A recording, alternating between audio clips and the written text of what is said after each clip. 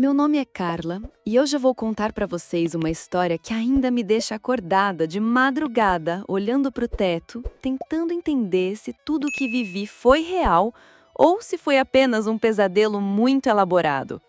Uma história sobre 3 meses trabalhando para um homem que eu pensei conhecer, mas que se revelou ser alguém completamente diferente do que imaginava. Conheci o Sr. Roberto através de uma indicação. Empresário bem-sucedido, dono de várias empresas, casa enorme no bairro mais nobre da cidade. Quando me chamou para trabalhar como diarista, ofereceu um salário que era quase o dobro do que eu ganhava normalmente. Pensei que finalmente minha sorte tinha virado. A casa dele era um sonho. 3 andares, piscina, jardim que parecia de revista, carros importados na garagem. Tudo gritava dinheiro e sucesso. Mas, desde o primeiro dia, algo me incomodava. Não conseguia colocar o dedo no que era, mas havia uma tensão no ar que me deixava com os nervos à flor da pele. Carla, ele me disse no segundo dia, com aquele sorriso que não chegava aos olhos. Espero que você seja uma pessoa confiável. Pessoas confiáveis são raras hoje em dia. O tom da voz dele fez um arrepio subir pela minha espinha. Não era uma conversa normal entre patrão e empregada. Era como se ele estivesse me avaliando, me testando desde o primeiro momento. As primeiras semanas foram estranhas. Ele sempre estava por perto, me observando trabalhar. Fazia perguntas sobre minha vida, minha família, meus princípios. Perguntava como eu reagiria em certas situações, o que eu faria se tivesse que escolher entre dinheiro e fazer a coisa certa. É só curiosidade, ele dizia quando eu ficava desconfortável com as perguntas. Gosto de conhecer as pessoas que trabalham para mim. Mas, no final do primeiro mês, as coisas começaram a ficar bizarras. Comecei a notar que ele estava mudando. Não fisicamente, mas o jeito dele, a forma como falava, como se vestia. Os ternos caros deram lugar a roupas mais simples. Os carros importados desapareceram da garagem. A casa começou a parecer menos luxuosa, como se ele estivesse removendo coisas valiosas aos poucos. Carla, ele me chamou numa sexta-feira e sua voz estava diferente, mais baixa, mais cansada. Preciso conversar com você sobre uma situação delicada. Meu coração disparou. Será que ele ia me demitir? Será que tinha descoberto que eu quebrei acidentalmente aquele vaso caro na primeira semana e não tive coragem de contar? Estou passando por algumas dificuldades financeiras. Ele disse, e pela primeira vez que desde que o conheci, ele parecia vulnerável. Problemas com os negócios, dívidas acumuladas. Pode ser que em breve eu não consiga mais pagar seu salário integral. Eu fiquei sem palavras. Como um homem que tinha tanto dinheiro podia estar falido de uma hora para outra? Como alguém que vivia cercado de luxo podia estar passando aperto? Senhor Roberto, eu sinto muito. Se precisar, posso aceitar um salário menor temporariamente. A expressão no rosto dele mudou por uma fração de segundo. Foi tão rápido que quase achei que tinha imaginado. Mas por um instante, vi algo nos olhos dele que me fez o sangue gelar. Não era gratidão pela minha compreensão. Era satisfação. Como se minha resposta tivesse sido exatamente o que ele esperava ouvir. Você é muito gentil, Carla. Muito previsível. A palavra previsível ecoou na minha cabeça o resto do dia. Por que ele disse isso? O que tinha de previsível em querer ajudar alguém que estava passando dificuldades? Naquela noite eu não consegui dormir. Havia algo muito errado naquela situação toda. A falência repentina, a mudança súbita de comportamento, aquele olhar estranho quando eu oferecia ajuda, era como se tudo fosse parte de um teatro muito bem ensaiado. E eu estava certa. Porque o que eu descobri na semana seguinte sobre o Sr. Roberto, sobre a família, sobre o verdadeiro motivo pelo qual ele estava fingindo estar falido, é algo que eu jamais vou esquecer. Uma descoberta que mudou não apenas minha vida, mas me fez questionar tudo o que eu pensava saber sobre bondade, manipulação e até onde uma pessoa é capaz de ir para conseguir o que quer. Na semana seguinte à conversa sobre as dificuldades financeiras, as coisas ficaram ainda mais estranhas. O Sr. Roberto começou a agir como se realmente estivesse desesperado. Recebia ligações que terminavam com ele gritando sobre dívidas e prazos. Andava pela casa com cara de preocupação, mexendo nos cabelos, suspirando alto. "Carla, talvez eu tenha que vender a casa", ele me disse numa terça-feira enquanto eu limpava a sala. "Não sei mais o que fazer. Os credores estão apertando, os negócios desmoronando." Mas tinha algo que não batia. Se ele estava realmente falido, por que ainda havia comida cara na geladeira? Por que as contas de luz e água continuavam pagas? Por que ele não tinha demitido o jardineiro nem o segurança? E tinha outra coisa que me incomodava. Às vezes, quando ele pensava que eu não estava olhando, eu flagrava ele com uma expressão completamente diferente. Não era desespero. Era concentração. Como se ele estivesse calculando alguma coisa, planejando os próximos passos de algo. Na quinta-feira dessa semana, ele chegou em casa com roupas amassadas e cara de quem não dormia há dias. "Carla, preciso te pedir um favor enorme", ele disse, e sua voz estava trêmula. "Você conhece alguém que empresta dinheiro? Tô desesperado. Preciso de R$ 5.000 até sexta-feira, senão vou perder tudo." Meu coração apertou. R$ 5.000 era muito dinheiro para mim, mas eu tinha umas economias guardadas para emergências. Olhei para aquele homem que sempre foi gentil comigo, que me pagava bem, e senti pena. "Senhor Roberto, eu tenho um pouco guardado. Não são 5.000, mas posso emprestar 3.000 se ajudar." A reação dele foi instantânea. Os olhos brilharam, mas não de gratidão. Era outra coisa, algo que me deixou desconfortável. "Você faria isso por mim? Mesmo sabendo que talvez eu não consiga pagar de volta tão cedo?" "Claro, senhor. O senhor sempre foi bom comigo." Ele ficou em silêncio por um longo tempo, apenas me olhando. Então, de repente, balançou a cabeça. "Não, Carla, não posso aceitar seu dinheiro suado. Seria injusto da minha parte." Mas eu insisti. Disse que queria ajudar, que ele poderia pagar quando conseguisse. Quanto mais eu insistia, mais estranha ficava a expressão dele, como se cada palavra que eu falasse fosse uma peça de quebra-cabeça se encaixando no lugar certo. No final de semana, decidi fazer uma limpeza mais profunda na casa. Ele havia saído cedo, dizendo que ia resolver uns problemas urgentes. Foi quando encontrei a primeira pista de que algo estava muito errado. Estava limpando o escritório dele, quando derrubei acidentalmente uma pilha de papéis da mesa. Quando me abaixei para juntar, vi algo que me fez o sangue gelar. Extratos bancários. Vários extratos bancários. E os números que vi não eram de uma pessoa falida. Tinha milhões. Várias contas diferentes, todas com saldos enormes. Investimentos, aplicações, depósitos recentes. Aquele homem não estava falido. Ele estava mais rico do que nunca. Minhas mãos tremeram quando juntei os papéis. Por que ele estava mentindo? Por que fingi que estava passando dificuldades e por que testar se eu emprestaria dinheiro para ele? Coloquei tudo de volta no lugar e tentei continuar limpando, mas minha cabeça estava a mil. Nada fazia sentido. Um homem milionário fingindo estar falido para uma simples diarista. Para quê? Quando ele chegou em casa no final da tarde, me observou mais intensamente que o normal.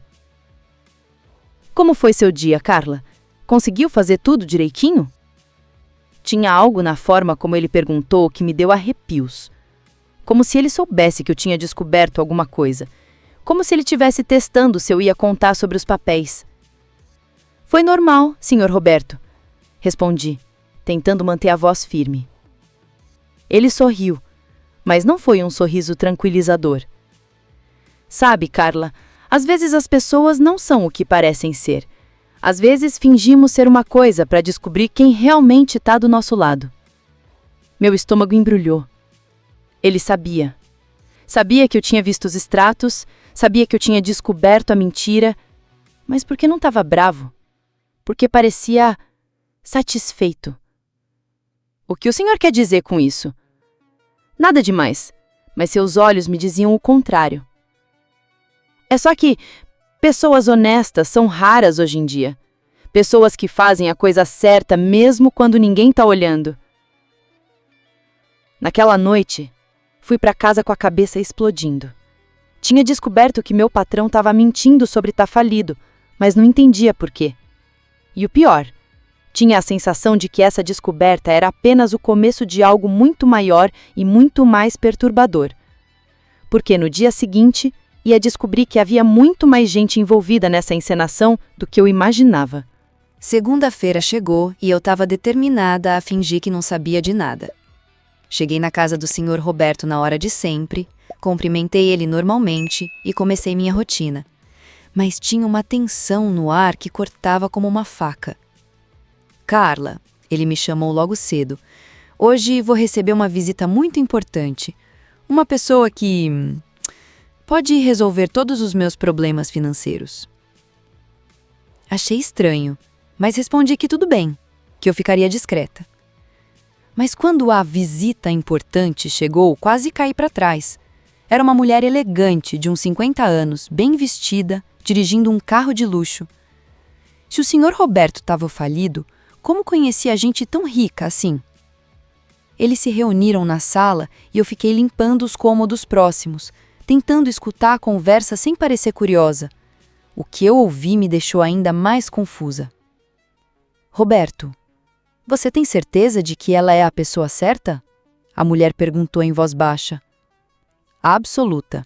Passou em todos os testes até agora.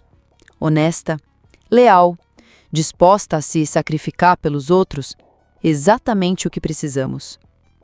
E ela não suspeita de nada? Não faz ideia. Acredita piamente que eu tô falido. Meu sangue gelou. Eles estavam falando de mim. Testes. Que testes? E o que eles queriam comigo? Mas, Roberto, a mulher continuou, tem certeza de que não estamos sendo cruéis demais? Ela parece uma boa pessoa. É exatamente por isso que ela é perfeita, ele respondeu, e havia uma frieza na voz dele que me fez tremer. Pessoas boas são previsíveis, e previsibilidade é o que precisamos agora. Tentei me aproximar mais para ouvir melhor, mas nesse momento a campainha tocou. Fui atender e quase desmaiei quando vi quem estava na porta. O jardineiro da casa. Só que ele não estava vestido como jardineiro. Estava de terno, parecendo um executivo. Oi, Carla, ele disse com um sorriso que não chegava aos olhos. O Sr. Roberto está? Está sim, mas o senhor não é o jardineiro. Ele riu baixinho. Entre outras coisas. Quando levei ele até a sala, vi a mulher elegante cumprimentá-lo como se fossem velhos conhecidos. O Sr. Roberto não pareceu nem um pouco surpreso em ver o jardineiro de terno. Perfeito timing, Carlos, disse o Sr. Roberto. Estávamos discutindo os próximos passos. Carlos. O jardineiro se chamava Carlos e claramente não era jardineiro coisa nenhuma. Quantas pessoas estavam envolvidas nessa farsa toda? Ela mordeu a isca do empréstimo? Carlos perguntou. Como previsto, ofereceu R$3.000 sem hesitar. Eles riram, e o som daquelas risadas me fez sentir náusea. Eles estavam rindo de mim, da minha ingenuidade, da minha vontade de ajudar.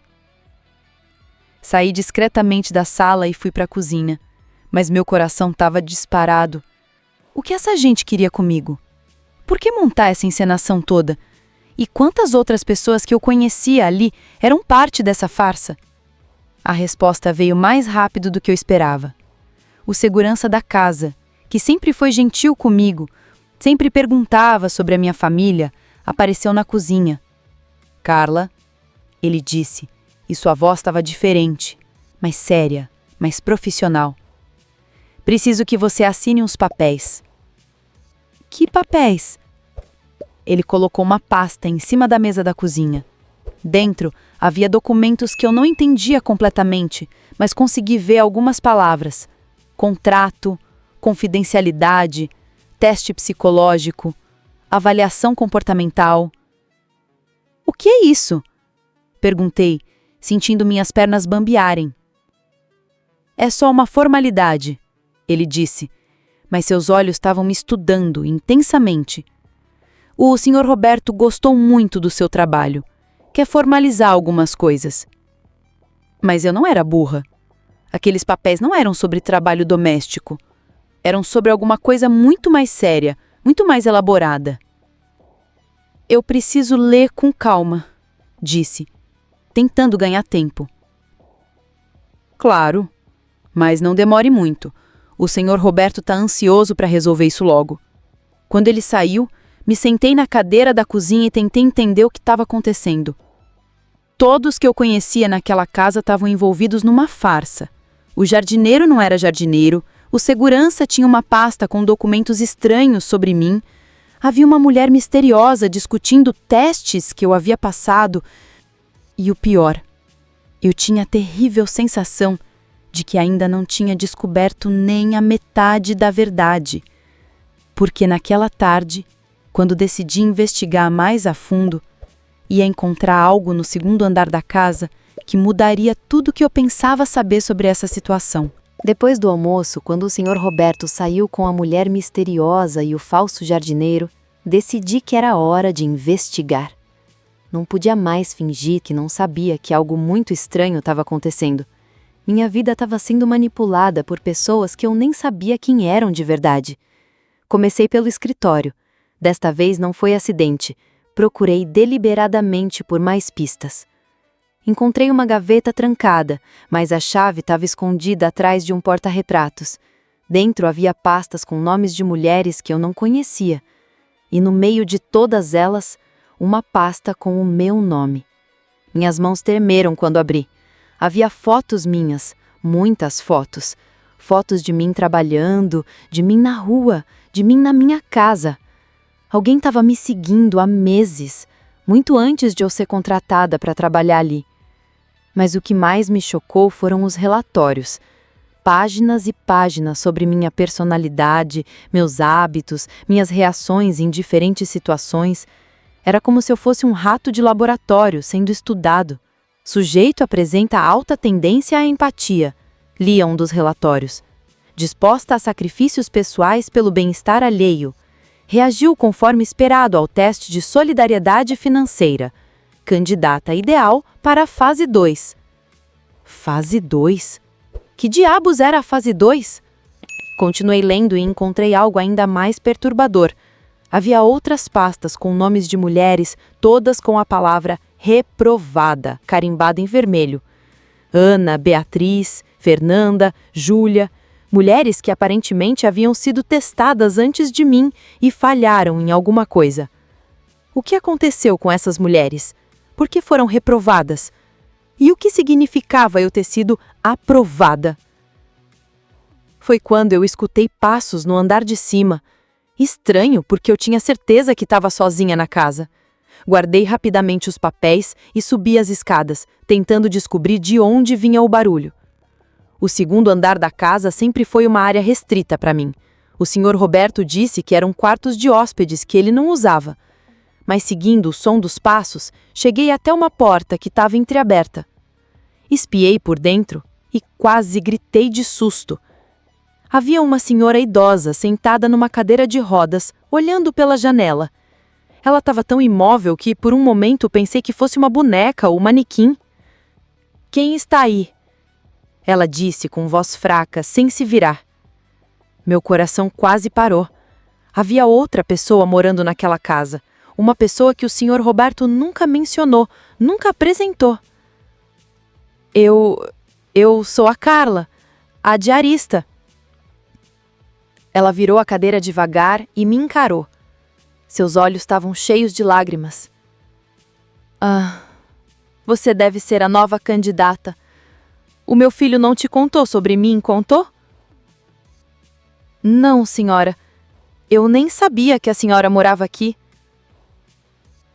Ela suspirou e fez sinal para eu me aproximar. Meu nome é Dona Valdira, e você, minha filha, está sendo testada para ser minha cuidadora. Cuidadora? Eu tenho Alzheimer, ela disse, simplesmente. Estou nos estágios iniciais, mas Roberto sabe que logo vou precisar de cuidados constantes. Só que ele não quer contratar qualquer pessoa. Que alguém que realmente se importe, que não esteja só atrás do dinheiro. De repente, tudo começou a fazer sentido.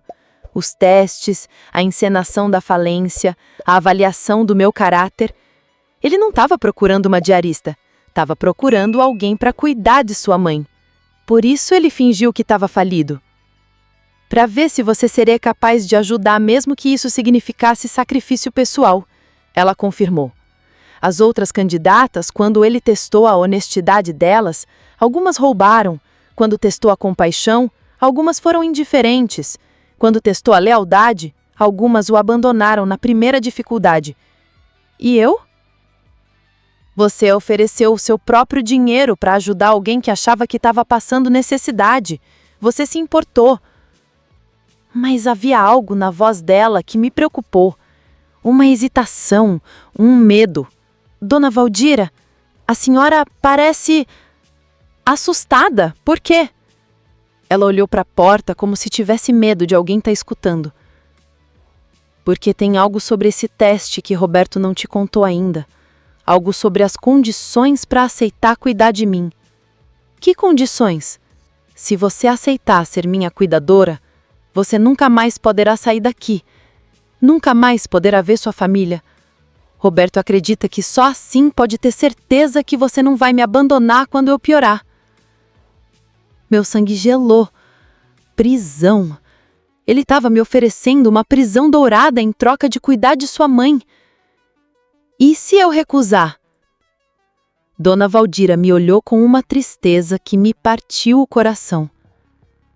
Nenhuma das outras candidatas teve a chance de recusar minha filha.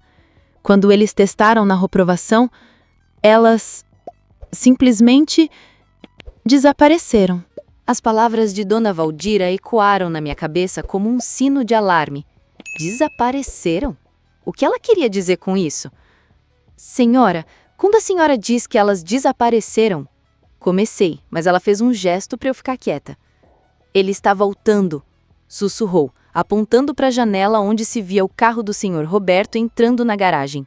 Você precisa ir. Se ele souber que conversamos, vai antecipar o cronograma. Que cronograma? Vá, Carla, agora! Desci as escadas correndo e voltei para a cozinha, tentando parecer natural. Meu coração batia tão forte que eu tinha certeza de que ele poderia ouvir. Quando o Sr. Roberto entrou em casa, eu estava fingindo limpar a geladeira. Como foi seu dia, Carla? Ele perguntou, mas havia algo diferente no tom, uma tensão que não estava lá de manhã. Normal, Sr. Roberto. Ele me observou por um longo tempo, como se estivesse tentando ler minha mente. Sabe, Carla, tenho uma proposta para você. Uma proposta que pode mudar sua vida completamente. Aqui estava, o momento que Dona Valdira havia me alertado sobre. Que tipo de proposta? Que tal conversarmos na sala? É algo importante. Na sala, ele me indicou para sentar no sofá enquanto ele se posicionou de pé, como se estivesse fazendo uma apresentação de negócios. Carla, você deve ter notado que esta casa tem particularidades, que minha situação não é exatamente o que parece. Fingi surpresa. Como assim, senhor? Eu não estou falido. Na verdade, sou muito bem de vida. Toda aquela história foi um teste. Um teste? Para avaliar seu caráter, e você passou brilhantemente. Ele começou a andar pela sala, com as mãos para trás, como um professor dando aula. Preciso de alguém muito especial para um trabalho muito específico. Alguém confiável, leal, bondosa. Alguém como você. Que tipo de trabalho? Cuidar de minha mãe. Ela tem uma condição neurológica que requer cuidados constantes e dedicação total. Até aqui, era exatamente o que Dona Valdira havia me contado, mas eu precisava saber sobre as condições que ela mencionou. E o que isso envolveria exatamente? Bem, seria um compromisso de longo prazo, Muito longo prazo. A forma como ele disse isso me arrepiou. O quanto de longo prazo? Permanente. A palavra caiu entre nós como uma bomba. Permanente. Para sempre. Carla, minha mãe precisa de estabilidade. Precisa de alguém que não vá embora quando as coisas ficarem difíceis. Por isso, se você aceitar essa posição, seria uma mudança completa de vida. Completa como? Você moraria aqui. Teria tudo o que precisasse: comida, roupas, entretenimento. Sua família seria muito bem cuidada financeiramente. Eu me certificaria disso. Mas você se dedicaria exclusivamente ao cuidado dela. E se eu quiser visitar minha família? Isso não seria possível. Como disse, preciso de dedicação total. Prisão. Exatamente como Dona Valdir havia dito.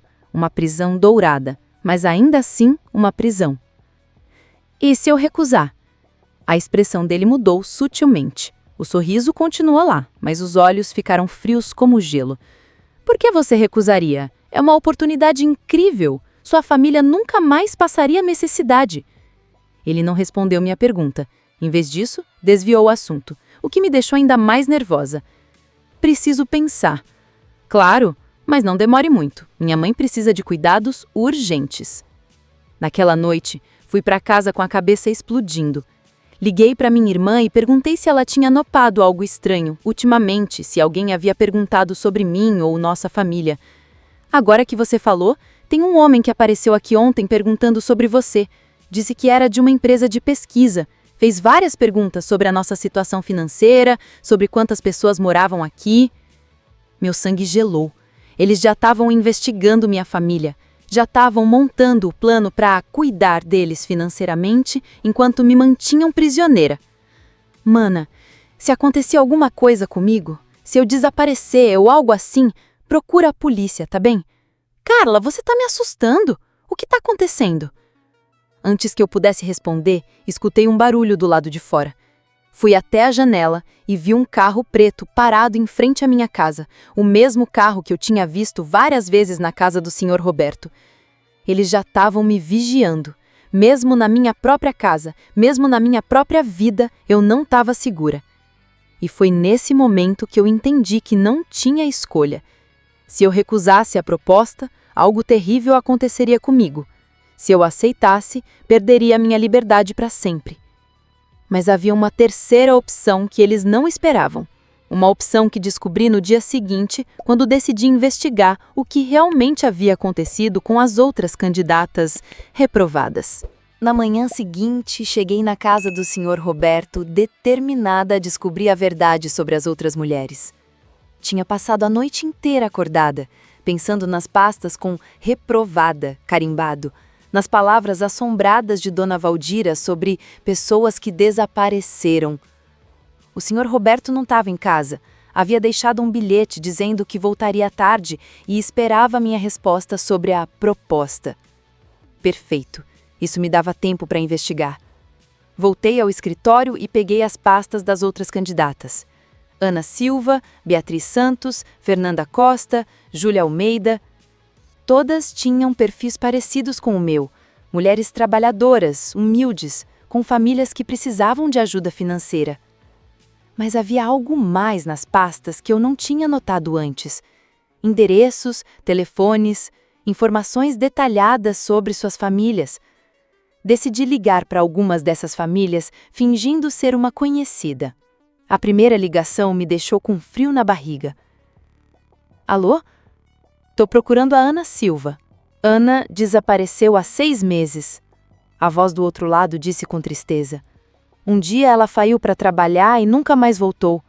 A polícia disse que ela provavelmente fugiu com algum namorado, mas nós sabemos que Ana nunca faria isso. Desliguei com as mãos tremendo.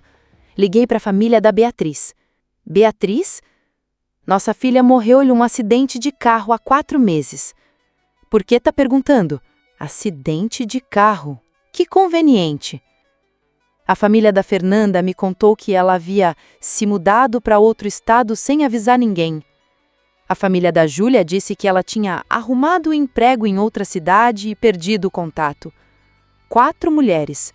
4 histórias diferentes, mas todas tinham uma coisa em comum.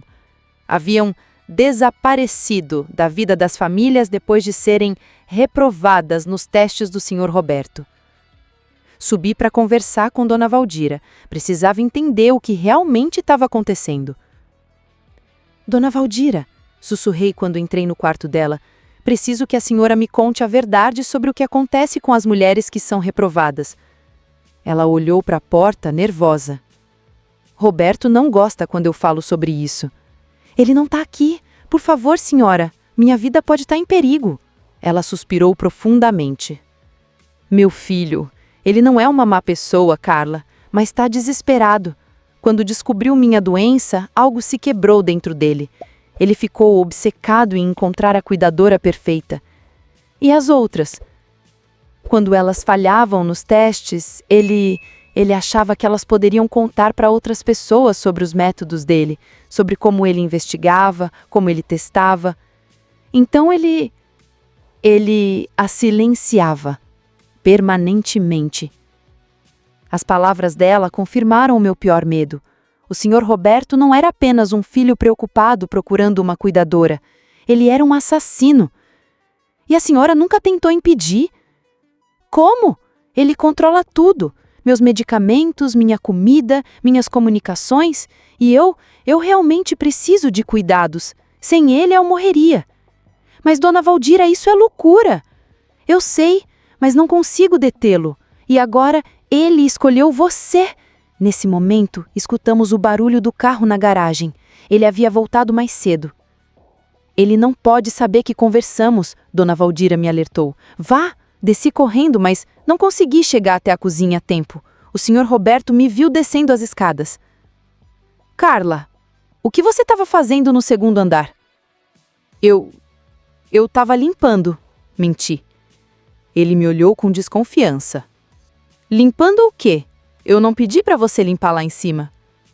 Pensei que seria uma boa surpresa. Por um momento longo e tenso, ele me encarou. Então sorriu, mas era um sorriso que não chegava aos olhos. Que dedicada! Já pensou na minha proposta? Ainda estou pensando. Espero que não demore muito. Paciência não é exatamente minha virtude. A ameaça estava clara. Eu estava correndo contra o tempo. Na verdade, disse, tentando comprar mais tempo, gostaria de conhecer sua mãe antes de decidir. Se vou cuidar dela, seria bom nos conhecermos. A expressão dele mudou completamente. Surpresa, depois raiva, depois algo que parecia medo. Isso não é necessário, ele disse rápido. Minha mãe está dormindo, não gosta de ser perturbada. Mas eu já tinha visto Dona Valdira, já sabia que ela estava acordada e lúcida. Por que ele não queria que eu falasse com ela oficialmente? E foi nesse momento em que eu percebi. Dona Valdira não era apenas a mãe dele que precisava de cuidados. Ela era a única testemunha viva de todos os crimes dele.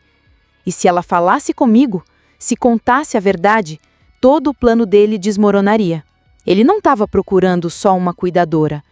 Ele estava procurando alguém para silenciar a própria mãe quando chegasse a hora. Naquela noite, tomei a decisão mais difícil da minha vida. Não podia aceitar a proposta do Sr. Roberto. Isso significaria me tornar cúmplice de seus crimes e eventualmente ajudar a silenciar Dona Valdira. Mas também não podia simplesmente recusar e esperar que ele me deixasse ir embora em paz.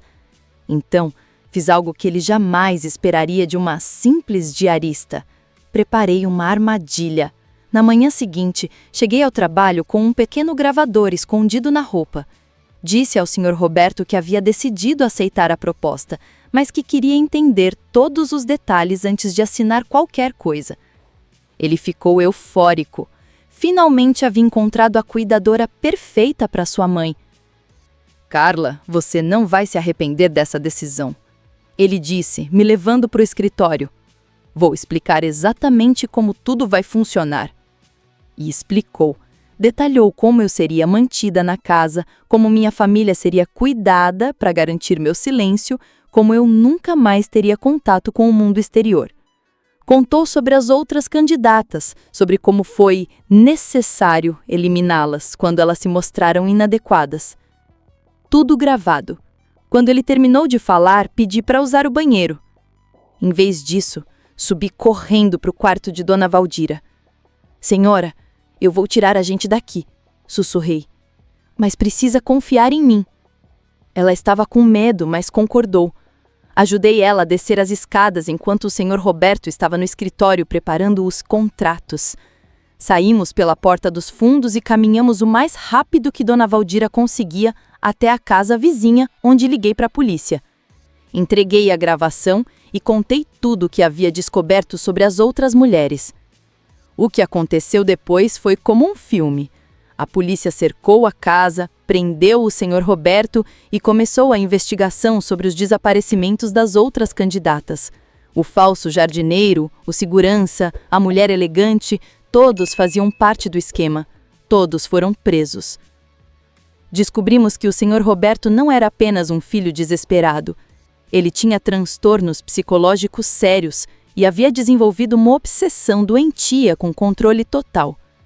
As outras mulheres foram encontradas enterradas no jardim da casa, o mesmo jardim que eu limpava todos os dias, sem saber que estava caminhando sobre túmulos. Dona Valdira foi levada para um hospital especializado, onde realmente recebe os cuidados que precisa. Ela está bem, considerando as circunstâncias. Às vezes vou visitá-la e ela sempre me agradece por ter salvado nossas 2 vidas.